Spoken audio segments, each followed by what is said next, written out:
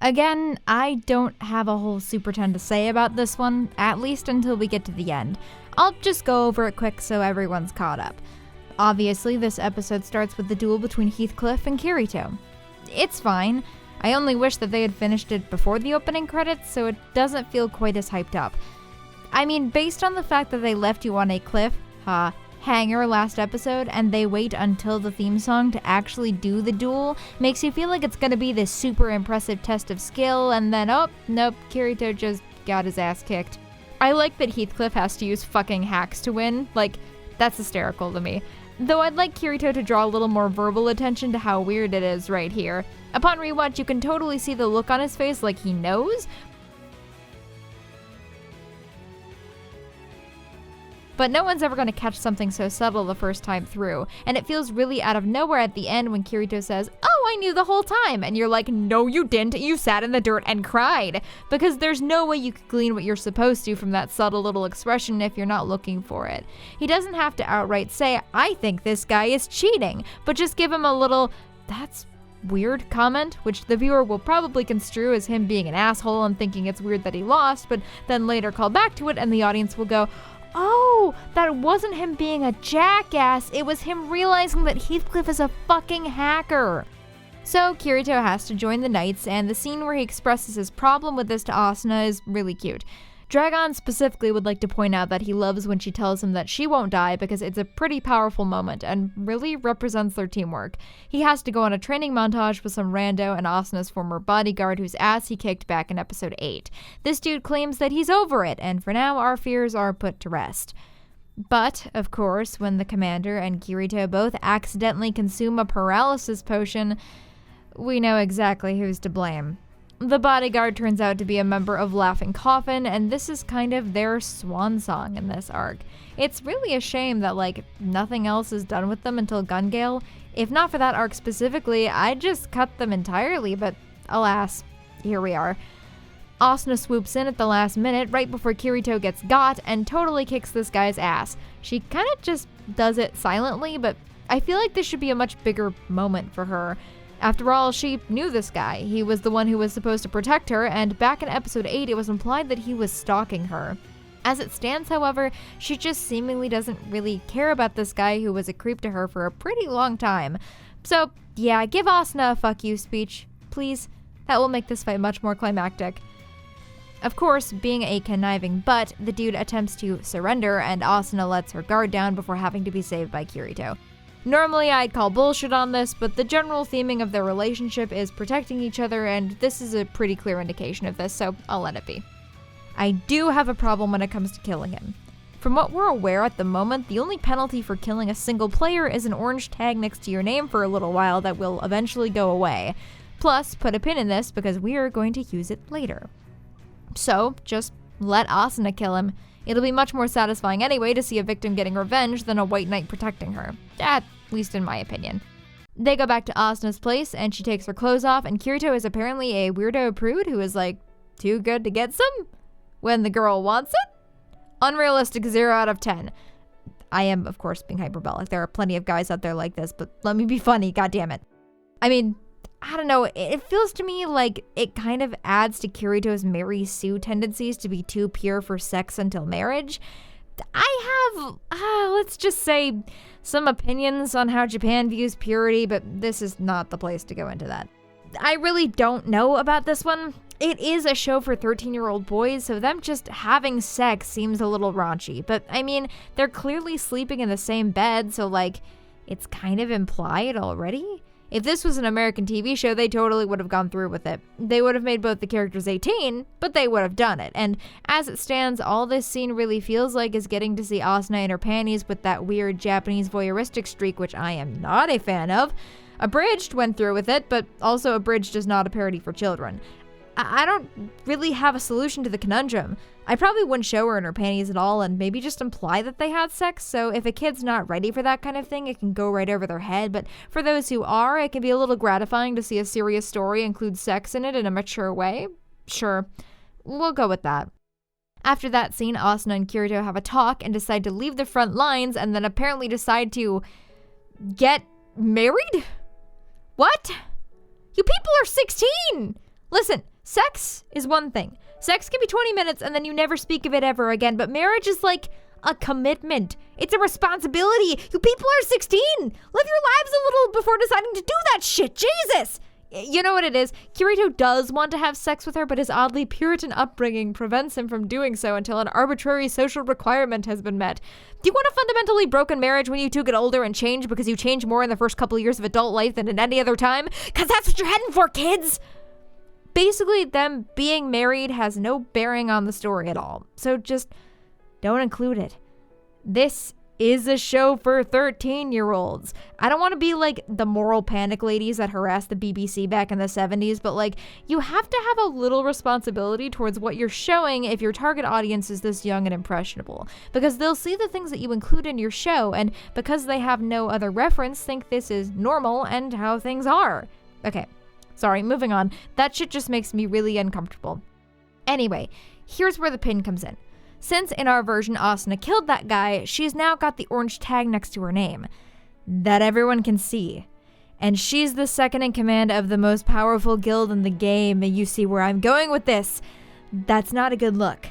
So either Kirito brings this up and they decide to go hide out in the cute log cabin on the whateverth floor, or Heathcliff tells her to go and Kirito decides to go with her. I don't really care. But either way, it's a much better plot reason for them to camp out and play house than if we stay on the front lines, I feel like something really bad will happen. So, same conclusion, small differences and better reasons. Sorry, that one really got under my skin. What's the next episode? Mama. Papa. Oh, god damn it.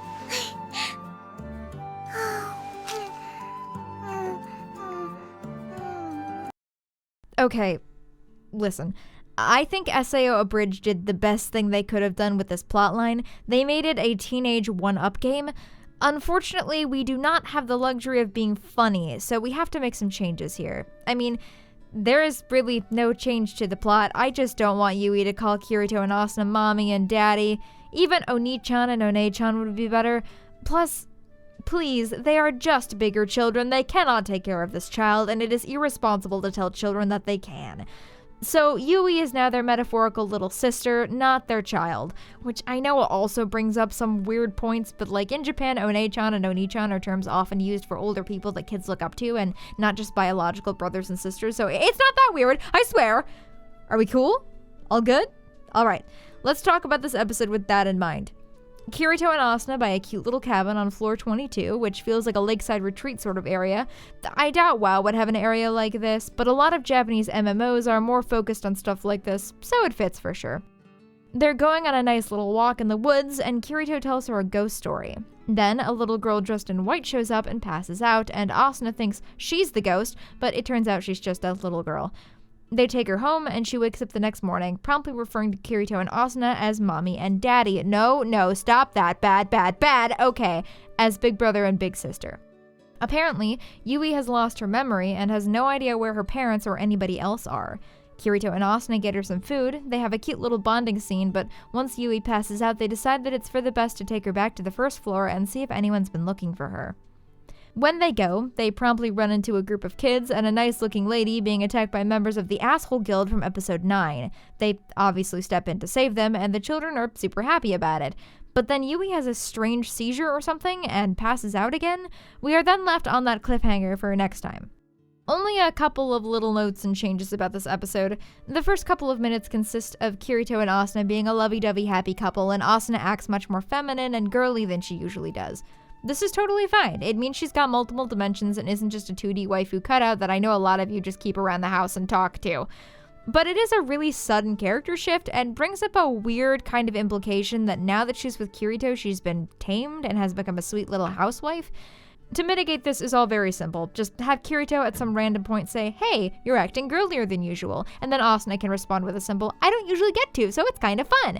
That gives her back the agency of how she's acting and makes it clear that her being cute and girly here is entirely her choice and not the hand of the author at work. Anyway, feminist rant aside, we're going to skip back to the end of the episode because I have just one question. The town zones are supposed to be safe zones, right? Like, you can't die in them or anything. We spent about 2 whole episodes discussing this, and we've never established how pain works in the game. Like, it seems like characters are able to go way beyond what would be realistic if their hit points represent how close to death they are, like a normal video game. It's clear they feel some sort of pain, but it seems pretty easy to shrug off, at least for Kirito and Asuna. So if you can't die in a safe zone and the pain doesn't really seem all that bad, then how is this guild running the city and threatening people? They've got no way to build fear, nothing to hang over the people's heads. I don't know, I don't really have a good solution for this, and again, if I could get away with it without tearing this entire episode apart, this guild would no longer exist. I still figured I would point it out because it's kind of silly, but anyway, moving ever onwards.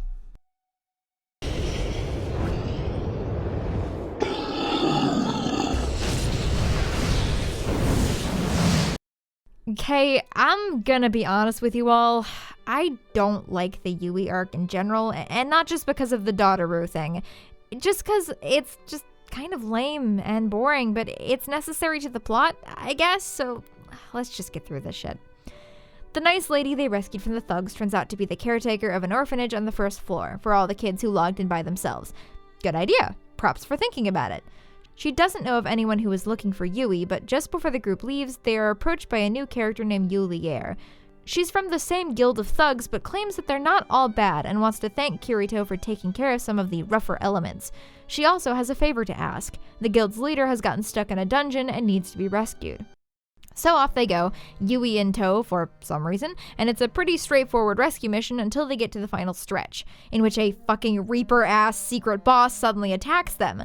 It looks like all is lost, but then suddenly Yui reveals that she is not in fact a little girl, who would have ever guessed, but in fact is a computer program. Basically, she's a psychology bot whose purpose is to monitor the well-being of the players, but as soon as the game got real, she was locked away and couldn't interact with them.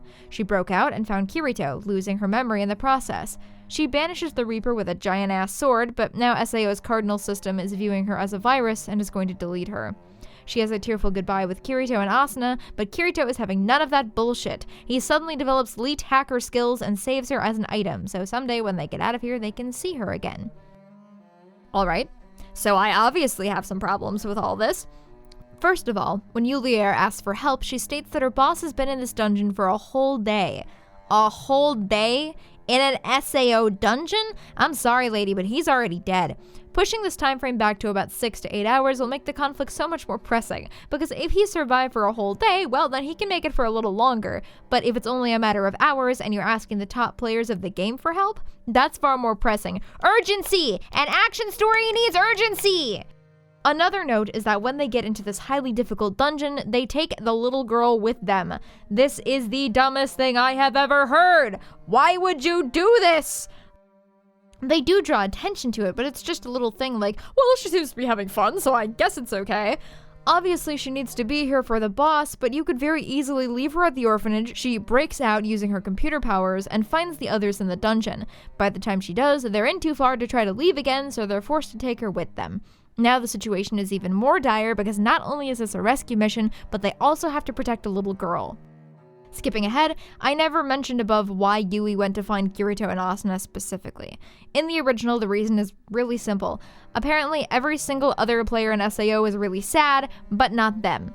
For some reason, they're happy, and that was really weird, so she wanted to see why. Sure thing. Not a single other player is happy. Not a one. Just Kirito. Because he's got a girlfriend.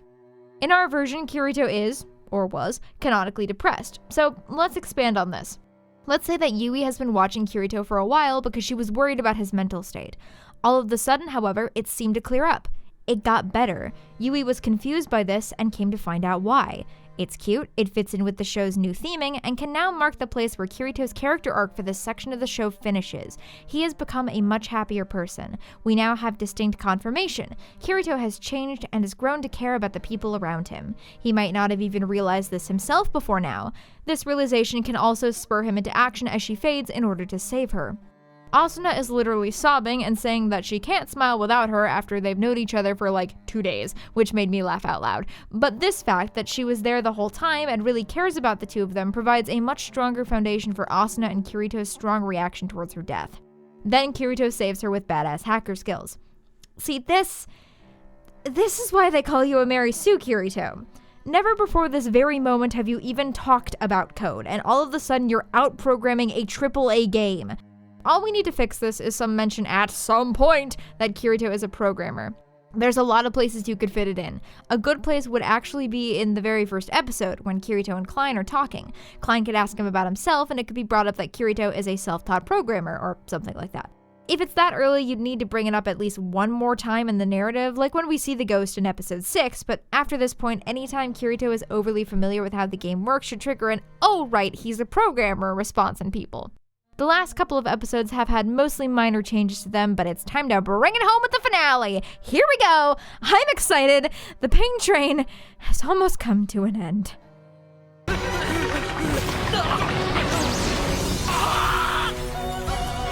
You might be wondering why I stuck these together like this. Oh, let's see, maybe it's just because I think it's really stupid that this overhyped finale only got one episode when the entire one before it is dedicated to catching a really big fish. I mean, you all know what I'm gonna say by now. Cut the flack with the fish! It's really stupid and there is absolutely no reason for filler the episode before the finale. Though, I don't want to cut the old guy entirely, because he serves a very distinct purpose. In this first scene with him, we see Kirito do something that he never would have done at the start of the series, because back then he was kind of a prick. We see him offer up some of Asuna's special soy sauce without asking for anything in return. That's good. We should keep that. But we don't need the rest of the crap about the fish. Here's my proposal. We open with the scene of Kirito and Asuna in bed. Obviously, in the original, they spend a good portion of this scene talking about the old guy and his fish, but cutting out that segment, you still have a pretty nice, intimate little scene. Then you have the scene with Kirito talking to the old guy and offering up the soy sauce. He tells the old guy to come over to his place, but in our version, instead, when he shows up, he finds Kirito and Asuna have left, and left him a note on the door. It turns out that the top guild has finally reached the last floor, which, yes, we are actually going to do in our version, more on that later, and that they desperately need their help with whatever the final boss is going to be. The old guy sighs, mumbles a small prayer for their safety, and turns away. Then we cut back to Kirito and Asuna, and the rest of the original episode can stay here. They get back to the Knight's headquarters and are told what's happening. Basically, you can't use teleportation crystals with this boss, which seemed really random in the original, but here it makes sense, because now it's, you know, the final boss. Also, apparently the scouting party didn't get a good look at the boss because the door closed, and when it opened, the 10 scouts inside and the boss were gone entirely. This is good! Don't spoil your boss, people! Build some intrigue! Kirito says that they'll help, but also outright states that if things get bad, he'll abandon the rest of the party to protect Asuna. Then next comes probably the best scene in the anime. Kirito and Asuna have a genuinely touching moment where Kirito finally allows himself to be vulnerable. He asks Asuna to stay behind, and when pressed, admits that he is scared to death that she's going to die. Asuna, however, calls him out on his bullshit and says that she feels the exact same, so it is entirely unfair to ask her to stay behind. Kirito basically has what amounts to a panic attack and says that he doesn't care about getting back to the real world, he just wants to live in their little house in the woods. This is fantastic. In the context of our stronger characterization, this is Kirito fleeing back into old habits, taking refuge in what he knows, the world of games. But as always, it is Asuna who breaks him out of the habit with a great speech on how their bodies in the real world are going to die soon anyway, so they need to finish the game. After this is a nice little reunion scene with, I'm sorry, I can't think of this guy with any name other than Tiffany. Curse you, abridged! With Tiffany, Klein, and the rest of the knights, they go in to kill the boss, which, after a sick Zelda reference, reveals itself to be a really bad CGI centipede skeleton. Nah, I'm kidding. Back in the day, this thing looked fucking horrifying, so I'll let the jank pass. Their initial attacks seem to do nothing to it, and the episode ends on a shot of Kirito and Asuna attacking together. However, thanks to cutting the dumb fishing segment, we have a little more time to work with. So, the episode in our version actually won't end here. It's really weird because the Skull Reaper is actually killed in the next episode before the opening credits. Like, you hype this thing up as almost invincible and then you kill it off in about 2 seconds after one of the most goofily incompetent shots I've ever seen. In our version, we'll have them kill it at the end of this episode, but we need something else besides the players just screaming louder. I don't know what it would be, but the player should be having a lot of trouble with the boss, and just when all hope seems lost, something happens that reveals the boss's weakness. Again, it's the end of the video, my creative juices are running low, but it should be something that requires all the players to work together with Kirito and Asuna at the lead. The fight would instead end on this really hype shot of them attacking together, we'd see the thing fall, and that would be the end of the battle, and the end of the episode. The next episode instead will begin on Kirito figuring out that Heathcliff is actually Kaiba, the creator of the game. But in the original, he just kind of decides to attack him, and we don't get to see his thought process at all. Sometime during the battle with the Skull Reaper, it needs to look like Heathcliff's dead. In fact, you could use Heathcliff as a way to expose the monster's weakness, adding further red flags when he just somehow knows what that weakness is. Discerning viewers will pick up on it, but most won't in the heat of the climax. Then, finally, at the beginning of the last episode, this is where you let Kirito monologue to himself. He should say that something was weird about that fight, and then flash back to the moment. Eyes widen. Kirito thinks, come to think of it, there was something weird during our duel too. This is what motivates him to attack Kaiba. This is where Kaiba is revealed, and in the original he admits that he would have been the final boss of the game. Here in our version though, he can just say, well done Kirito, you figured it out, just at the moment I wanted you to, ha ha ha. Yeah, you thought that Skull Reaper was the final boss? Yeah, no. Kaiba finally explains here the reason that Kirito has his special skill. It's literally because he has the fastest reaction time of any player, and Kaiba wants him to act out the role of the hero challenging the Demon King. Hey, buddy, if this is your end goal, then why the fuck did you make this game an MMO? MMOs are all about working together to defeat things you wouldn't be able to by yourself. Anyway, that's stupid. Instead of just going right into the duel between them, turning Kirito into VR Jesus, let's have Kaiba taunt the players. Blah, blah, blah, I'm the final boss, you all can never take me. And then they all attack him. Maybe he has a special final form or something to have a reason why all of them can attack him at once without them smothering him. Have One-Winged Angel play in the background or something, I don't know. Then, when it looks like the players have no chance at all, optionally this could just be a bluff as maybe they're secretly about to beat him, Kaiba proposes a deal. I'll duel one person, and if that person can beat me in single combat, I'll let you all go. This means that Kirito is chosen by merit, not by destiny, and now the stakes are even higher because the players think that they could hardly beat him altogether, let alone one guy. If we've used our optional idea, it could be one last connive said by Kaiba. This way you can have the tearful goodbyes he says to his companions without it seeming silly. So they duel. That doesn't have to change. Except maybe make it a little more dynamic than just Kirito attacks his shield and Kaiba just stands there. Anyway, just when it looks like Kirito is going to be defeated, Asuna steps in, takes a blow for him, and dies. In our version, this is fine and makes sense now. I just want to point out that in the original, everyone was paralyzed, and the only explanation of Asuna just being able to do this is the power of love, which is dumb.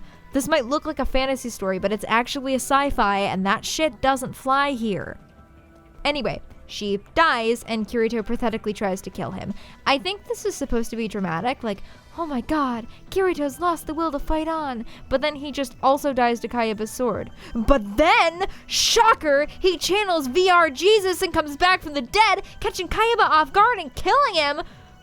Alright, instead, here's what we're going to do. Because Asuna dies, but she comes back later and it's never really explained why, what we're going to do is say that there is a short delay between when you die in the game, the system registers you as dead, and the helmet kills you. Let's say 10 seconds. This is actually a metric originally used with the resurrect item all the way back in episode 3, but it's never explicitly stated that this is the case with the helmet. So instead of Kirito becoming a pathetic lump of crap, he goes ballistic. 10 seconds, he mutters to himself. I have 10 seconds to beat the game. You can obviously slow the time down for drama's sake, but this can be the moment where just trying harder works, because this is the only way to save the woman he loves. So with just a sliver of health left, they both impale each other at the same time, but it doesn't matter. Kirito smiles, because the game is over. Finally, we get to the last bit, the part where Kirito and Asuna talk to Kaiba. Why did you do it? They ask him. Finally, the question that's been hanging over the series since we started. And you know what he says? You know what this motherfucker says? I don't even remember. God damn it! This is weak, lame, and weak! You were thinking that you were being all cool and deep, that it had been so long that he couldn't even remember the reason, but no! You just couldn't think of something better, you blockhead Kawahara! If we're going to go with a similar resolution, he needs to tell us why or even give us several reasons, but state that in the end he can't even remember. I don't know what I wanted, really. He could say, I made this world initially, I think, because it made me feel powerful. It made me feel like I could make a world that was better than the real one. A world where a hero could triumph, even if I had to be the villain. But now, I'm not so sure if this world really was that much better after all. There.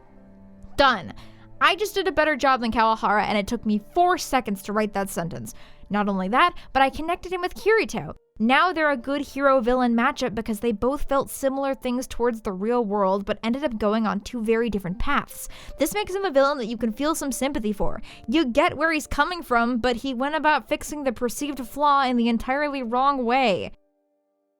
Okay, rant over. After this, Kirito and Asuna talk to each other one last time and find out each other's real names. Both of these fuckers use elements of their real-world names for their characters. Entirely unrealistic, 0 out of 10. Also, I'm really surprised that they never told each other their ages before now. Regardless, Aincrad disintegrates and we cut to Kirito in the hospital in what is actually a pretty heart-wrenching scene where he goes to find Asuna, even if he has to use his life support tube for balance.